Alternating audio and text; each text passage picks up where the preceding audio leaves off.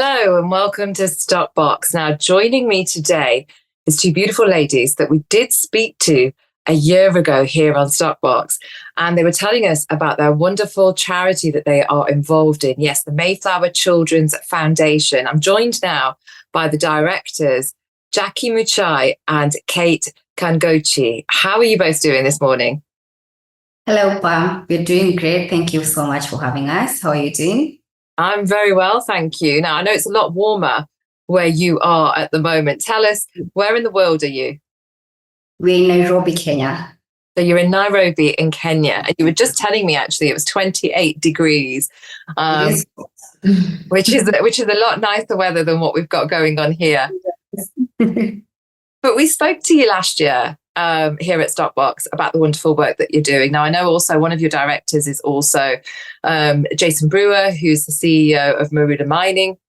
And, you know, we do get to hear about the great work that you're doing at Mayflower that way. And recently I saw Jason at the Aquis Showcase event, and he was there with all the Mayflower, the tins and the memorabilia. And it was just great to see the good work that you're doing. So, you know, we did think it'd be good to have a catch up and see what's been happening with Mayflower Children's Foundation. Now, of course, we do know from when we spoke to you last year that you support children that are living in children's homes or that are also living remotely.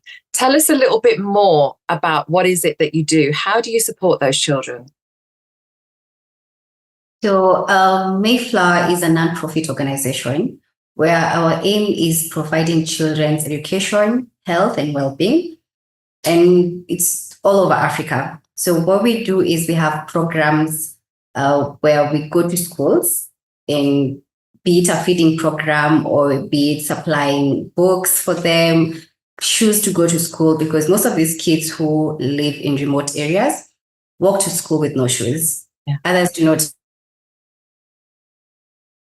have bags to carry their book. Do is get as much donations as we can and get them. We do have different drives. For instance, last April we did a shoe drive where we get friends, families, companies to donate shoes, and we'll take them to these schools. That helps the kid want to go to school, because sometimes it's rainy, it's hot, and they can't walk barefoot.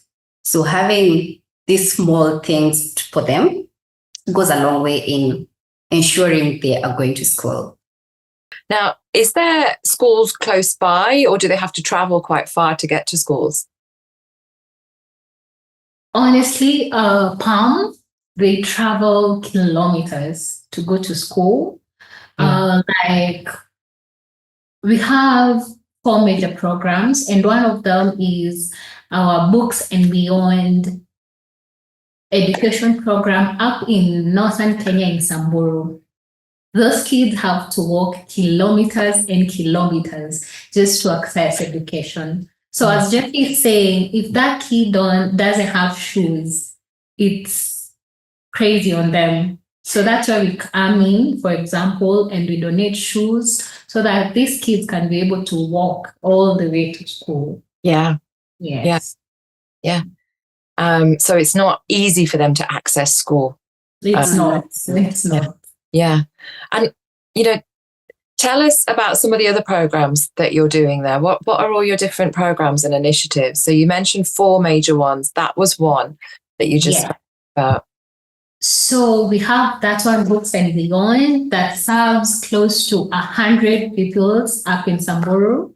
So we offer them education, we offer them school equipment.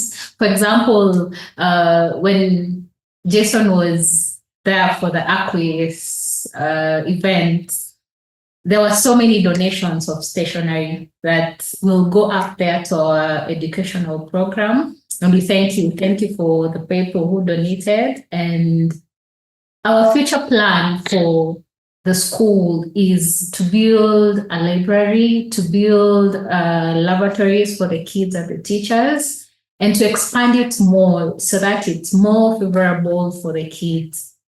Yes, so that's one of the major programs that we have. The other one is the sports program, the Mayflower Kids FC. That is an annual program that targets kids with talent, but they don't have the opportunity to showcase their talent. So we visit places like Kibera, we visit places like the major slums in Kenya. So for last year, I think we mentioned this. It was a major event that you guys were part of. Your donation came through in a major way. So thank you.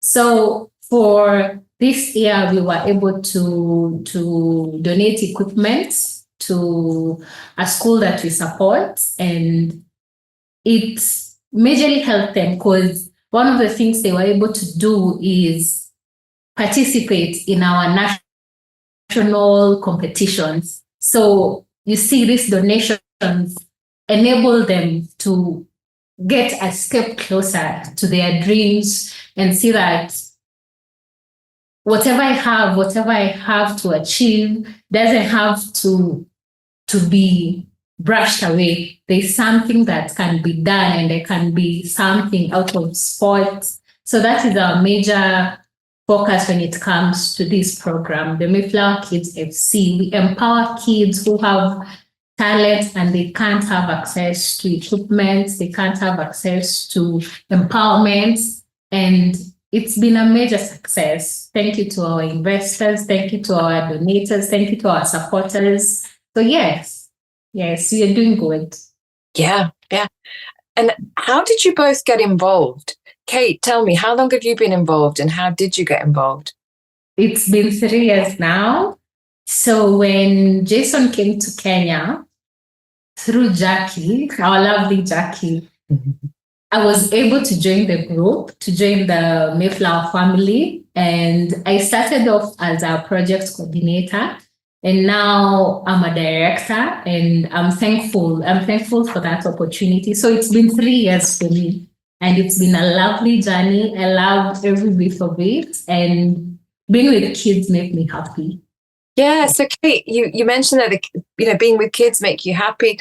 What was it that made you think that you wanted to do this? Did you see something? Were you aware of something? What was it that made you think, I want to help make a difference? The spark of emotion that gets me whenever I see a child not get access to what they deserve to get. You see a child that deserves education, but they can't get education. It's not fair. So what can I do as a person to ensure that this child is able to see a world that they envision in their dreams, in their heads? So that spark drives me every day. Yeah. Wonderful. And what about yourself, Jackie? How long have you been involved for, and what made you get involved? A little over 3 years. I've done charity work before since I was in high school. I did run a whole club of reaching out to the needy, is what I named it. And that was back in 2010. And after school, I decided to just visit homes. Where I'm from, we have so many homes. People just, well-wishers will just pick kids who've either homeless or just deserted at birth, others from domestic violence scenarios at home. So I grew up around very, very many homes. And it makes me happy helping. I really love helping and just making someone smile. And I thought, who best to do this for? It's always the needy or the less fortunate. So we started with my family, just donating whatever we get. We'll just take food. Sometimes we'll go there, clean for them, play games with the kids, just tidy the area for them. And when Jason came to Kenya and this was going on, he talked about it and was interested. I remember I asked him if we could register it in Nairobi officially, and I was ready to run it, which we did. And I'm glad because we've reached so many people and touched so many people. And we're hoping that this will even get bigger to reach as many people as we can. Yeah. So you also mentioned last year when you spoke to us that you were aiming for 100 scholarships for children. How did that go? Not so good, to be honest. We did not get the feedback we expected, but that didn't suffice. We still went ahead, and we do have 4 kids that we are sponsoring to school, both in primary school, high school, and in campus. Yeah.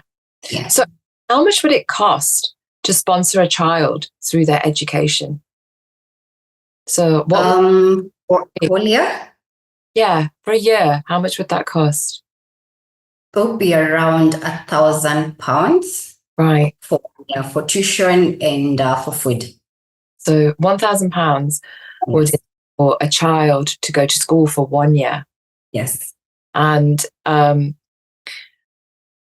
so that's why you were aiming for 100. You managed to provide 4 scholarships for children. But that's great. That's great that those 4 children, because every little bit makes a difference, doesn't it? That's true. What is your goals for 2025? What would you like to see the charity achieve?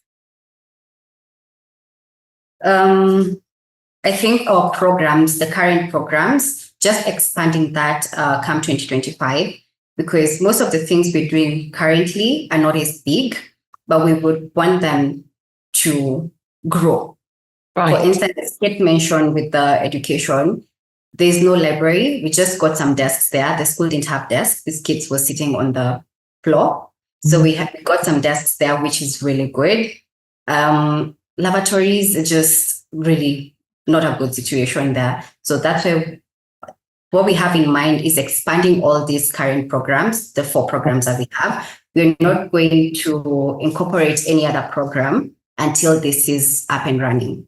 Yeah. So how much money to raise over the next year to be able to expand these programs? Idea. Our estimate is about £40,000. Yeah. So for £40,000, you can expand these 4 projects. Yes. And then roughly how many kids is that helping? The school has 100. That's the Books and Beyond has 100 kids. The Mayflower FC has about 120 kids. We have a feeding program that has 120 kids. And we also have Empower Her. It's about sanitary towels and innerwears for girls. Yeah. About 200 girls. So that's about 600. Yeah. 600 people. Yeah. That's 600 children, 600 lives that you eventually help and make a difference to through this foundation, this charity. You mentioned the feeding program there. Just, give me a deeper insight into the situation over there. I mean, is there a shortage of food? Is there a situation where children won't get fed? Tell me, what is it like? It's called Taste of Hope feeding program. We have 120 children in school. And the reason why we decided to do this program, what we do is porridge in the morning. And the reason why we did this is because most children will leave home without breakfast, not because they don't want to, but because the family can't afford breakfast for them. They only afford 1 meal a day. So we decided to do the porridge program so that the kids have energy to go about their work at school, whatever they're doing, the activities at school. And then our aim is to be able to give them a balanced diet. But that wasn't possible as we started. The only time these kids will get to eat well is in school when there's someone sponsoring the feeding program. So for example, the school we're dealing with, we give them porridge. Then there's another foundation that came in and was sponsoring their lunch, but for only a period of 3 months, which now the 3 months are over and these kids are back to not having lunch until they get back home in the evening.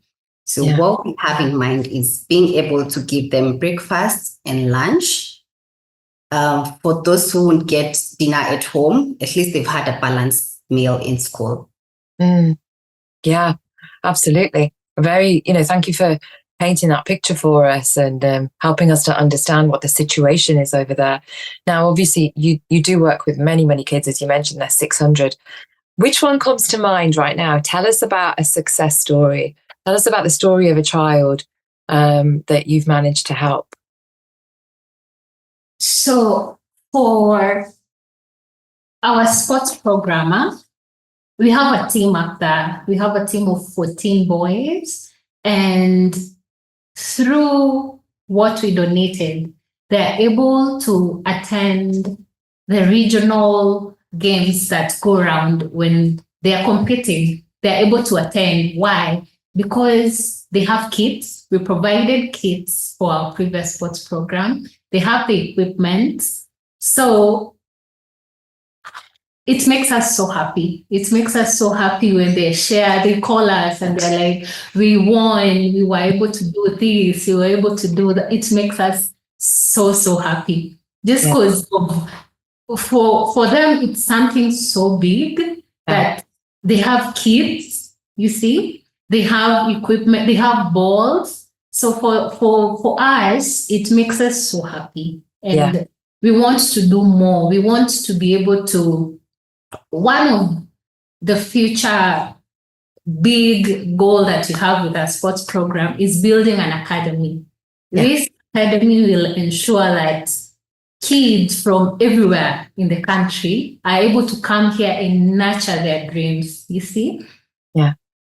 They are able to grow into people they desire to be. So that makes us very elated.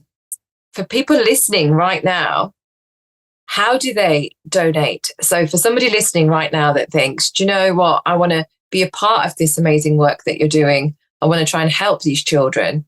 How do we donate? So to donate, we have our website. You can go through our website, mayflowerchildrens.com, where you'll find our Just Giving link. Also, all our social media pages have our Just Giving donation link. So for Instagram and Twitter is Mayflower_kids. And for Facebook, it's Mayflower Children's Foundation. So every social media platform that we have has our Just Giving donation link.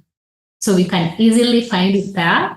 And please feel free to donate. You will see what we do. And our work is visible. So yes. Yeah, that's wonderful. Well, thank you so much, Jackie and Kate, for taking the time to speak to us today at Stopbox about the Mayflower Children's Foundation. And no doubt we will be speaking to you again in the future to hear about more developments. And I do truly hope that you manage to achieve the donations required to be able to continue to help these children. So thank you so much for your time today. Thank you, Pam. Thank you so much. Talk soon.